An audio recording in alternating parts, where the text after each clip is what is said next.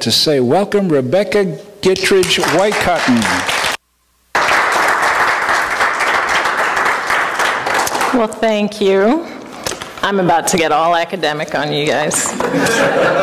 So, about a year ago, Mark dusted off my master's thesis at the Unity Archives and asked me if he could put it on truthunity.net, and I said, of course, and I was thrilled that somebody was interested in reading it, and then I was surprised that he asked me to speak at this conference, and I said, Mark, you know that research is 20 years old, right?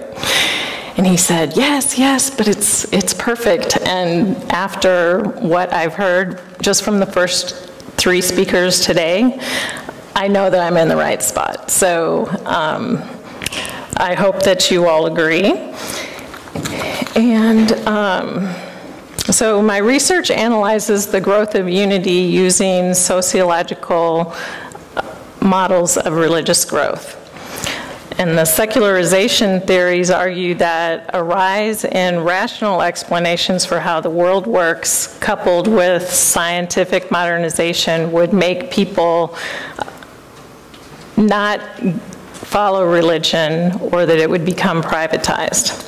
So despite this theory, Americans, when polled, express belief in God and practice prayer, and in dwindling numbers still attend church. So a second paradigm, which was new when I wrote about it 20 years ago, provides for an answer to this American anomaly and assumes that religion operates in an economic marketplace in which competition creates a drive to meet consumers' religious needs. As a religion which draws most of its members from other Christian denominations, Unity's growth depends on the American consumer-oriented church shopping mentality. I found that Unity had discovered a market niche that allowed it to grow while other mainline churches declined in membership. I'll share the results of my research and add some of my current thoughts regarding the importance of thoughtful marketing to a targeted audience if we're looking at the world as a religious and spiritual marketplace. My research specifically focuses on why religious seekers switch to Unity from another denomination. And I think everybody except for Laura is a switcher in this room, right? So I conducted personal interviews with 10 people at a retreat in Unity Village. That was in 1996. And then I did a survey of congregants at Christ Unity Church in Albuquerque, where I was attending at the time, and 98 people responded. And then I interviewed leaders in the Unity School and the Association of Unity Churches, and that's where I first met Tom Thorpe, who's quoted in the thesis. And by the way, I do want to point out that the first page of the thesis, the introduction, Unity is a link in the great educational movement.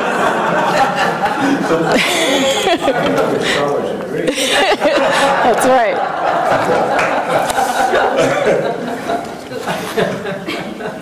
Okay. So, okay. So as a switcher myself, my backstory is relevant because I exhibit many of the characteristics that I found in the switchers that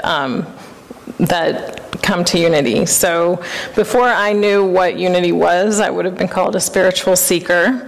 I learned on a small scale about religious tolerance from my parents. My mom was Methodist and my dad is Catholic, and we went to Sunday school at the Methodist Church, and then we went to church at the Methodist Church, and then we hightailed it over to the Catholic Church for Mass at noon every Sunday. So I was thankful to them for standing strong in what they believed in, and what it really taught me was that they're the same. You know, they're mostly the same, and there are very small differences. So this is what led me to searching for the truth in all religions.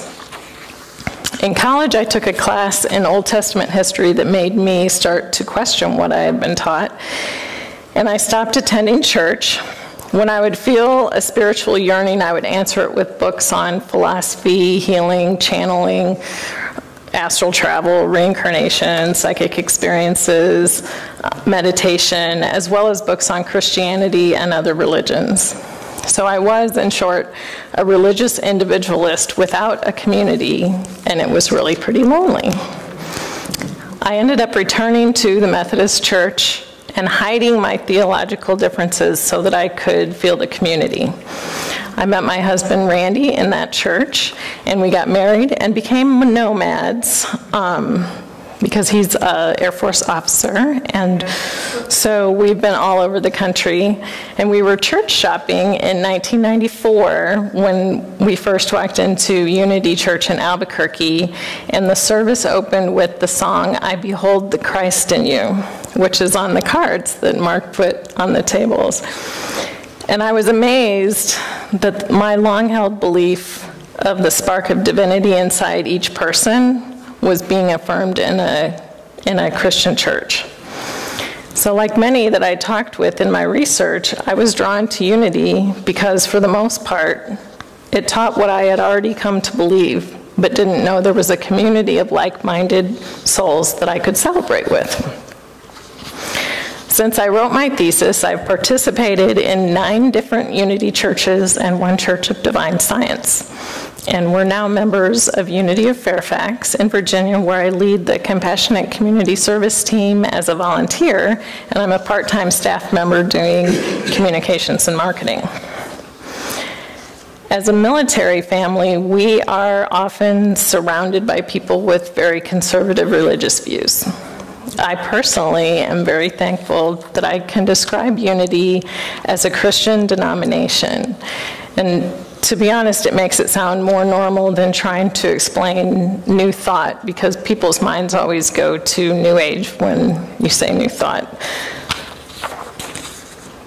So before we talk about the characteristics of people who switch to Unity, I want to point out some historical facts that are relevant to the research and today's topic, even though I think most of you probably are well versed in the history.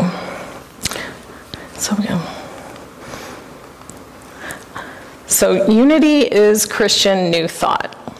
The Fillmores held that their philosophy was simply the practical application of the Christian principles of Jesus, or a return to primitive Christianity. As the largest movement to come out of New Thought, it's been argued that the Christian focus of Unity is one of the factors in its success. And I do have the quote from that I'll leave out because Tom already did it with the New Thought Alliance. The second thing is Unity is experiential. The Fillmores were influenced by transcendentalism and the importance of experience. Myrtle's healing through prayer and Charles's decision to go directly to the source for spiritual answers are important elements that appeal to spiritual seekers who want to experience connection with the divine and find answers for themselves rather than have a church tell them what to believe. The Fillmores meant Unity to be a supplement to religion, not a new denomination. Despite this, the need to celebrate common beliefs with others of like mind led to the formation of churches and study groups, and eventually to the more bureaucratic organization we have today. From a sociological standpoint, this was necessary because people want to come together and celebrate what they believe together. So it's not to say that the bureaucracy is bad, because it's necessary for the growth, and my thesis does speak a little bit about the bureaucracy and the balance, but I'm not going to talk about that today. The Fillmores wanted to remain as open as possible to other ideas and thoughts, but they found they did have to set boundaries on what the organization would support. In his History of Unity, James Dillett Freeman wrote about the freedom and boundaries of the early movement. Often those who led groups knew very little of the teachings of the Fillmores. They held seances, cast horoscopes, told fortunes, read palms, and practiced numerology. The Fillmores themselves did not believe in any of these things and spoke out against them in their magazines. Still, they were reluctant to tell other teachers what to teach, even when the teachings were put out in the name of unity. The boundaries were set within unity, but the Fillmores remained committed to the idea that everyone must find truth for themselves and that everyone need not agree with them. In fact, Charles Fillmore once wrote, "He who writes a creed or puts a limit to revelation is the enemy of humanity. Creeds have ever been the vampires that sucked the blood of spiritual progress in the past." Don't you just love Charles Fillmore? What a way with words. So this leads us to a central unwritten tenet in unity that I refer to as the doctrine of individual choice. Oh, I like that. This is the concept that the authority and responsibility for spirituality lies with the individual. This absence of authority from the church and the placement of responsibility on the individual to find truth for themselves is a unique characteristic that helped create a niche for unity among independent spiritual seekers. The next one is that unity is flexible. The open and creedless nature of New Thought in general, and unity in particular, creates a flexibility which allows the religion to respond to the changing needs of society. For example, Christian Science and unity were born in the era of medicine's infancy, and the healing aspects of both movements were of paramount importance. Although healing is still important, medical advances and understanding have led to a much different societal attitude about health. The flexibility of unity allowed it to grow by moving beyond healing, while the more authoritarian Christian Science movement dwindled in numbers. The flexibility of unity is not complete flexibility, however. In more than a century of its existence, the unity movement has maintained a basic message while leaving the door open for individuals to investigate other possibilities. So now that we have reviewed a few of the historical points, we'll dive into the research. And I will remind you again that this is 20 years old, and it comes from a relatively small sample of people, so it's not complete, but it gives us a snapshot. And I'm sure that Unity Worldwide has some better demographic numbers for today, but for the purposes of our discussion here today, we're going to use the numbers that I had from 20 years ago. Although unity draws from people from all walks of life, the research shows that it disproportionately appeals to women, divorced people, the highly educated, and professionals and managers. And the acceptance of people from marginalized populations was frequently mentioned by the participants as one of the strengths. So in sample populations, unity draws most heavily from the Methodist and Roman Catholic churches. Only 15% of the people were members of Unity. That was their first church. Only 5% didn't come from another church, had never been members of another church before, and all but 3% are coming from Christian denominations. And in many cases, respondents reported that the Christian connection and the ability to offer an alternate viewpoint to fundamentalist teachings were important factors. 82% of the respondents reported that they became inactive in church life at least once. The most common reason was that the beliefs of the church conflicted with their personal beliefs. Those who returned after being inactive did so for two major reasons. 56% had the desire for inspiration and spiritual nourishment, and 41% had found a church that better fit their needs and beliefs. The reasons for inactivity and returning from inactivity suggest that many respondents didn't doubt or lose faith, as much as they believed something that didn't sit well with their original church's teaching. This is a 37-year-old woman who said, "Unity teachings go along with everything I believe!" Exclamation point. "I do not have to hide who I am or what I think, as in other churches." Exclamation point. I put this in here because of the exclamation points, because it was a surprise to her that there was a church that she didn't have to hide what she thought.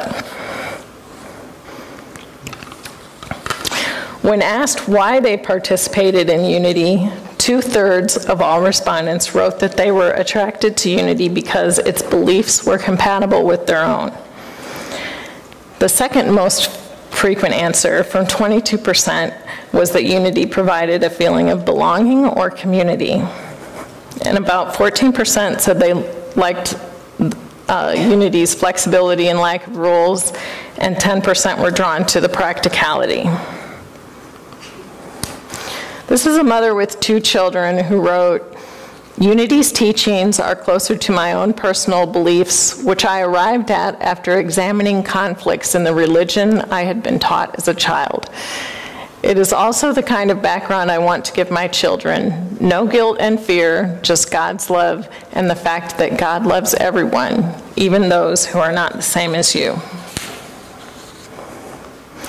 The statistic that 66%, whoops, not supposed to see that yet, that 66% participate in Unity because the beliefs mesh with their own goes along with the sociological finding that in the American religious marketplace, family tradition has taken a back seat to actual religious beliefs in the decision of which church, if any, to attend. In the 1994 study, Vanishing Boundaries, the religion of mainline Protestant baby boomers, Dean Hoagie and his fellow researchers found that those who adhered to fundamental Christian beliefs were more likely to attend church. Those core beliefs are that the Bible is the inspired Word of God, that Jesus Christ was the Son of God, and an expectation of life after death. They found that 100% of self-described fundamentalists answered as believers on this scale, compared to 72% of the whole sample. The same question asked of Unity respondents resulted in a 43% believer rate, according to this scale, which is lower than all 8 groups. I'm sure that's not surprising to any of you. Although they scored low as believers on this scale, they scored high on questions designed to measure belief and practice in Unity principles, which are shown in this table. So just if you look at these 93, 95, 90%, 87%, you can see that the agreement rate is high for the items that are used to measure belief in Unity principles. The uniformity is surprising given that Unity is touted as a creedless religion and is noted by participants as having no dogma. This is evidence that Unity has found a niche in the religious marketplace that offers a place for people to celebrate their common beliefs together. Unity's symbolic or metaphysical interpretation of Scripture allows Unity to retain the biblical connection while offering a sharp contrast to the interpretations of fundamentalist Christianity. In response to the statement, "It's important to me that my faith be based on the Bible," 40% said they agreed or strongly agreed. The distinction is important for many Unity members, such as the 61-year-old formerly Presbyterian woman who now attends Unity. She says, "I participate in Unity because I strongly believe in metaphysics and want to learn more about Jesus Christ and the Bible in metaphysical terms. The old religions never made sense to me. I came to Unity seeking to understand the Christ mind." In addition, several who now worship with Unity who switched from other New Thought churches did so because of the emphasis on Jesus Christ at Unity. On the other hand, 30% disagreed or strongly disagreed that it's important that their faith be based on the Bible, and an additional 30% were indifferent. Because of the wording of the question, it's unclear whether those who disagreed are opposed to the use of the Bible or simply that it didn't make a difference to them. The apparent ambivalence about a connection may be clarified by looking at how Unity respondents view the Bible. Almost 93% said the Bible was written by men, inspired by God, but it contains some human errors. Just over 3% selected the more literal view, the Bible is God's word and all it says is true. This suggests that an overwhelming majority see the Bible as a sacred and valuable text, but not necessarily more important than other spiritual texts. Regardless of whether or not respondents stated that a biblical connection was important, it's possible that the Bible is an important point of continuity for conversion from another Christian denomination. In addition to demographics and beliefs already outlined, we can further define the Unity subculture by a kind of religious personality, which is identified by the characteristics of religious seekers. High degrees of individualism, mysticism, and acceptance of religious pluralism are associated with religious seekers and with Unity as well. In addition, a significant distinguishing characteristic of seekers is a self-description as being spiritual rather than religious. While 52% of all Unity respondents said they consider themselves religious, 96% describe themselves as spiritual. In a generation of seekers, Wade Clark Roof studied what he called highly active seekers who value the mystical experience. He said that mysticism has the following characteristics: a belief that union with God is possible through spiritual growth, that religious experiences are seen as an expression of universal religious consciousness, and such experiences lead to an acceptance of religious relativity and the belief in the truth of all religions. And religious and metaphysical ideas blend together in mysticism to form a unified worldview which emphasizes that there is one and only one absolute essence, which is the true nature of all apparently separate beings and things. Does that sound familiar to anyone? So we have Unity's first principle: there's only one presence and one power in the universe and in my life, God the good, omnipotent, which is exactly that. There's no question that Unity as a movement and the individuals who participate exhibit all three of these characteristics. While other mainline churches may allow mysticism and may even encourage people to do that on their own time, Unity shows people how to put it in their lives. It's not just something that's allowed. Unity teaches mysticism and is based on it.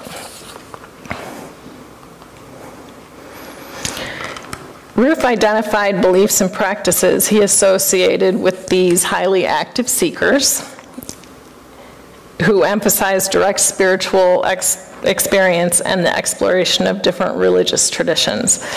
These results are compared with the Unity respondents in this graph. The mystical idea of God within, which is the one on the bottom, which is a central tenet of Unity's belief system, is more prevalent among Unity participants than any other group. So, I don't know if you can see it, but Unity is the dark red one at the bottom. In addition, a much higher percentage of Unity participants report that they practice meditation, compared with both the highly active seekers and all others. This isn't surprising, since Unity emphasizes meditation as a tool for experiencing the God within. Unity participants are also more likely to believe in reincarnation, which Unity doesn't teach, but presents as a theory worthy of consideration. A slightly lower percentage of Unity participants believe in psychic powers and ghosts, which Ruth included in his study as a measure of New Age. When presented with the statement, "I consider myself to have a New Age philosophy," 39% of the Albuquerque respondents and 67% of the retreat respondents agreed. The reluctance, especially in Albuquerque, to identify with the New Age movement shows that participants distinguish between the two philosophies. The divergence between the Albuquerque and retreat groups also point to a wide disparity of acceptance regarding New Age, which may be difficult for the Unity movement to balance. In contrast to this overt question about New Age, 80% of Albuquerque respondents and 97% of retreat respondents agreed to the statement, "I create my own reality." Although this is a central belief of Unity philosophy, it's also a popular philosophy in New Age spirituality. Unity respondents were also asked about a belief in angels and astrology, which is considered to be in the New Age family. Although Unity and the New Age have religious products which are appealing to the same group of religious seekers, the two movements meet the needs of seekers in different ways. Thus far, Unity has succeeded because it has found a market niche which is more limiting than New Age. If the movement waters down its philosophy in order to expand that niche, however, it could find itself losing the people that it originally attracted. For example, I interviewed Maria, who grew up in Unity but switched to an Episcopal church because she disagrees with the New Age direction she has seen her local church take. She wanted her children to be grounded in Scripture and wasn't finding that in Unity. Next, I want to turn to the idea of religious individualism, which is another aspect of the seeker personality. If American religion is based on personal experiences which differ from person to person, religion becomes highly individualistic. Ruth explains that individualism is a pervasive ideal in which the individual person has the ultimate power and authority to achieve anything in life. He writes, "Willpower and determination are the critical factors shaping a person's life and success. Individuals have within them the power to make life as they want it." Although taken from the sociologist's text, the quote could easily have come from New Thought literature, which is based firmly on individual experience and responsibility. The freedom to choose, which is inherent in Unity's creedless nature, is attractive to American individualists. As one Unity participant said, "I believe religion is personal between you and God, and there are many paths to God. I don't like organizations that say, here are the rules, this is the only way to think. I find Unity less restrictive." Unity grows, therefore, because it is an arena which can collectively reinforce these individualistic beliefs. The church holds fast to a few central theological tenets and gives individuals the freedom to choose how or if they will practice them.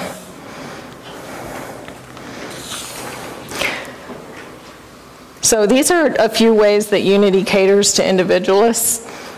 It shows people how to connect with the divine and have the individual experience. It collectively reinforces the individual experience of God. Unity collectively reinforces individualism in general by encouraging free choice. And Unity provides a social community for individualists who want to make their own decisions but don't want to be alone. So we've talked a little bit about how Unity competes in the marketplace with New Age philosophy. So we're going to look at a little more about how it compares to Christian denominations. This research was done between 1995 and 1997 when Unity was growing steadily in the number of churches and study groups. I don't have the data after 1995, but at this time there were more than 700 churches and an additional 300 satellite and study groups, and membership was estimated at around 80,000. How many churches are there today? Does anybody know? Statistically, it's actually slid back. Okay. And probably closer to the 600, 500 mark. But there are a lot more smaller communities, which is a future ideal. Okay. So in 1995, the growth of Unity stood in stark contrast to the decline in attendance at mainline Protestant churches such as Methodist, Protestant, and Lutheran denominations. At the same time, fundamentalist churches were growing. Sociologist Dean Kelly put forth an argument of strong and weak churches to explain why fundamentalist churches gained members and the mainline Protestant churches lost them. Strong churches require a belief in fundamental principles, which I talked about earlier, are more authoritarian. They tell you what to believe, what to do, and what's right and wrong, and they say things like, myself and other scholars agree. They present concrete answers to life's problems, and they make considerable demands of members. Kelly writes that what costs nothing accomplishes nothing. If it costs nothing to be a part of that community, it must not be worth it. So the church is made stronger by strong demands because the people who aren't all in those churches drop out, and so the result is they're left with a group of committed people. And the weak churches have free riders who attend, but they don't give financially or programmatically. The weak churches do not claim to have the exclusive truth, are reluctant to impose their beliefs on others, do not demand commitment, and rank individualism high. So Unity would be considered a weak church, but it's just a different kind of church, is what I argue in my research. A follow-on study published in Vanishing Boundaries argued that to increase membership, liberal churches need to either recapture religious authority or build a church without authority. Did you? No. Oh, just catching.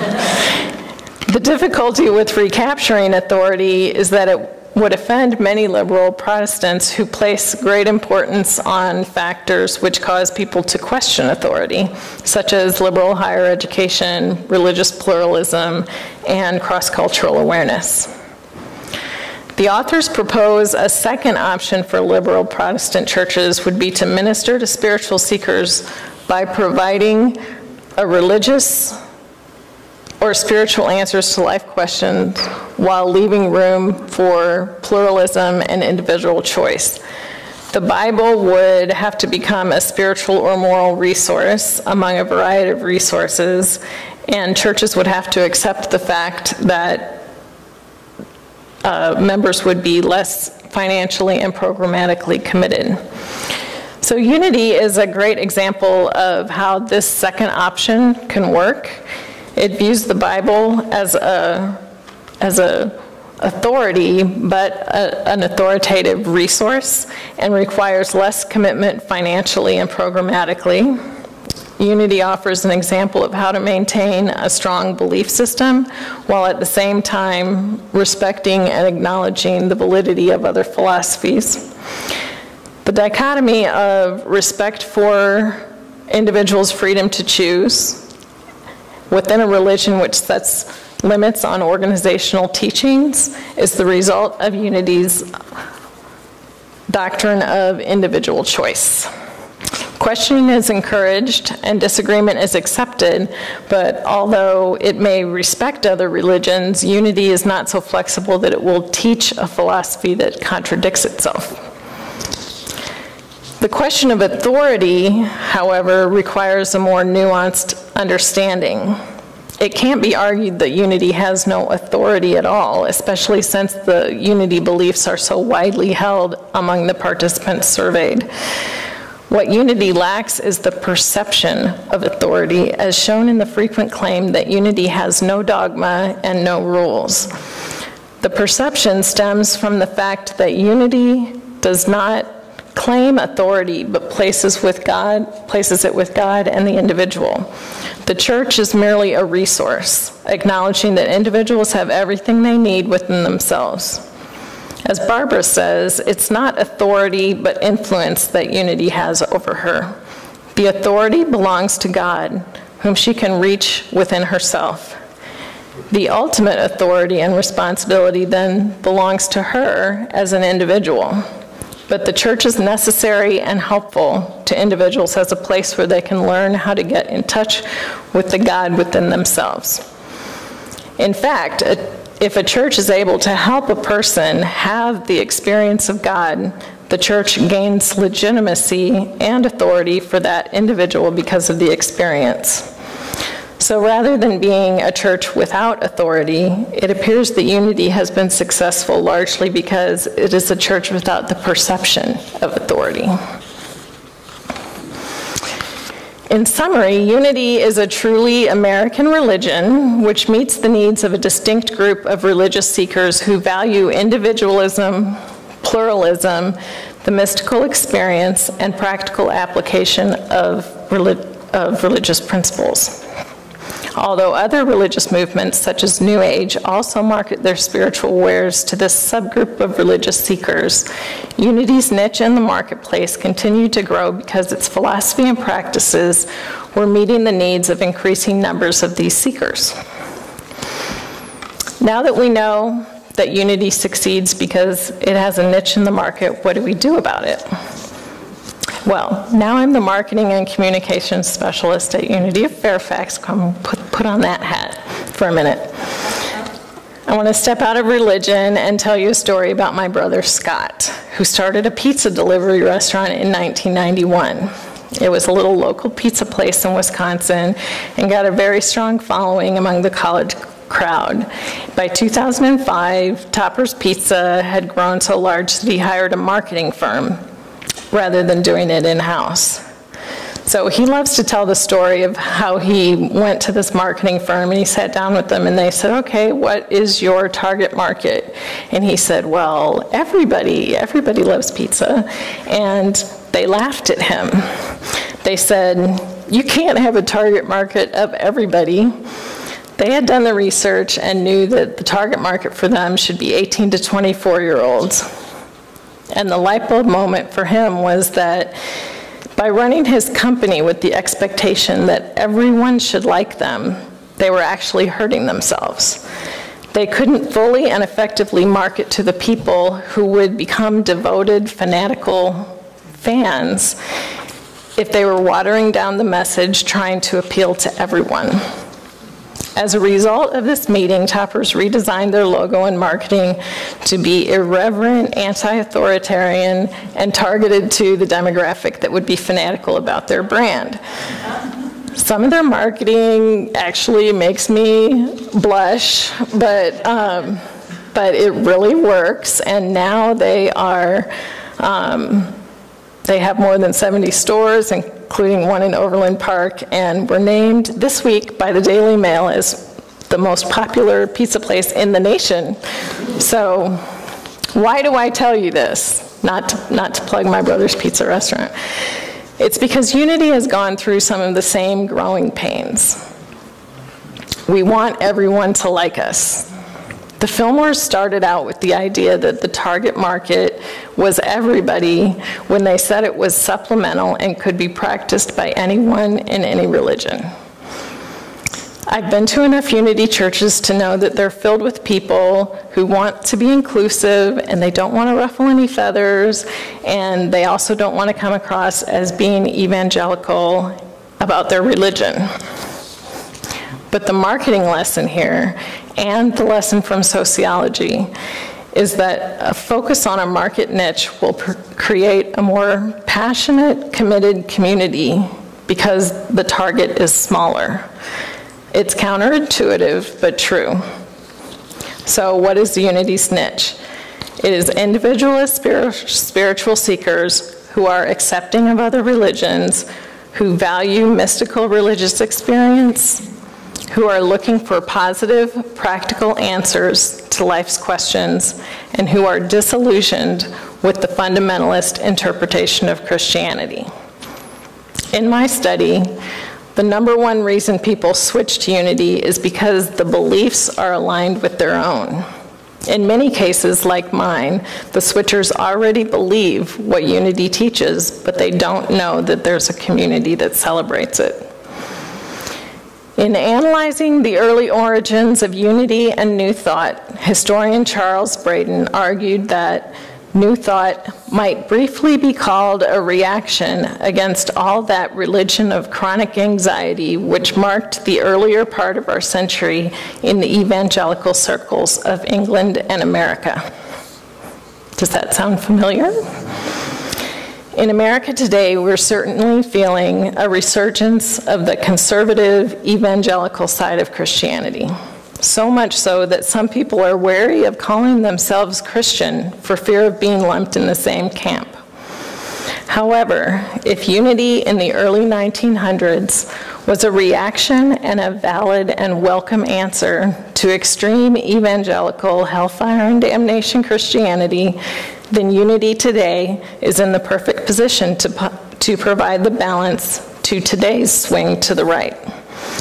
Conservative churches are pushing people so far that many are looking for different answers. Now is the time to embrace the Fillmore's argument of a return to primitive Christianity and continue to provide an example of how Christianity can be positive, practical, experiential, and inclusive. And that, I'm at exactly the time. Anybody have any questions?